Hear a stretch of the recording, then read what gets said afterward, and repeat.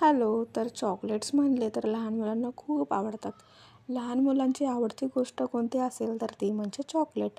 तर असंच छान चॉकलेट मी आज घरी बनवले. तर कसे बनवले तुम्हाला पाहायचं आहे? चला तर मग तुम्हालाही दाखवते. हे असे होममेड छान चॉकलेट एकदम घरी बनतात आणि हे फ्रीजमध्ये तुम्ही 1 महिना आरामात ठेवू शकता. पण 1 महिना हे टिकणार नाही, कारण की खाऊन फस्त होऊन जातील ह्याची गॅरंटी आहे. इथे 1 वाटी मी शेंगदाणे घेतले, त्याला छान असे खरपूस भाजून घेतले.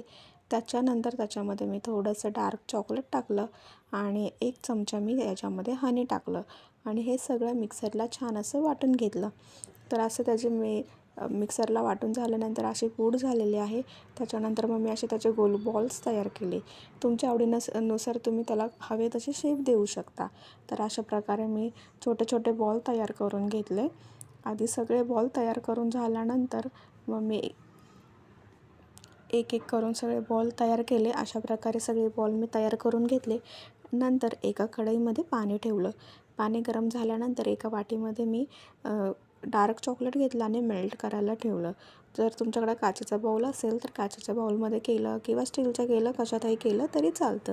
तर हे असं मेल्ट झालेलं आहे. मग मी एक एक चॉकलेट असं चमच्याने हलवत घेतलं आणि त्या मेल्ट झालेल्या चॉकलेटमध्ये असं टाकलं आणि त्याला छान सगळीकडून मी ते लावून घेतलं आणि हे लावून झाल्यानंतर मी एका ताटामध्ये ते ठेवलं आणि अशा प्रकारे मी सगळे जे चॉकलेट्स बॉल बनवलेले आहेत त्या सगळ्यांना त्याच्यामध्ये डिप करून मिक्स करून घेतलं आणि हे सगळे मी फ्रीजमध्ये ठेवले. तर फ्रीजमध्ये हे ठेवून आपण अर्धा तास 25 ते 30 मिनटं ठेवायचे. त्याच्यानंतर आपले जे चॉकलेट आहे ते व्यवस्थित सेट होतात आणि खायला तयार होतात. तर अशी छान सुंदर चॉकलेट आपण घरीच बनवून आपल्या मुलांना देऊ शकतो. तर कशी वाटली तुम्हाला रेसिपी? Bye bye.